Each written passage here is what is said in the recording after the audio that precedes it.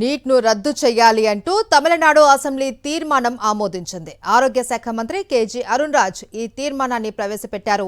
Neat సామాజిక న్యాయం, సమానత్వానికి విరుద్ధంగా ఉంది అని, వైద్య విద్యపై రాష్ట్రాల హక్కులను కూడా దెబ్బతీస్తోందని విజయ్ ప్రభుత్వం పేర్కొంది. మెడికల్ యూజీ అడ్మిషన్లు క్లాస్ 12 మార్కుల ఆధారంగా నిర్వహించే విధానాన్ని తీసుకురావాలి అని కేంద్రాన్ని డిమాండ్ చేసింది.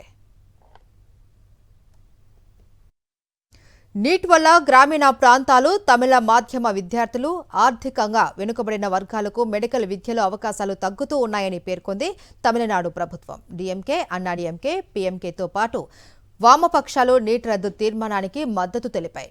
బీజేపీ ఎమ్మెల్యే భోజరాజన్ తీర్మానాన్ని వ్యతిరేకిస్తూ సభ నుంచి వాకౌట్ చేశారు.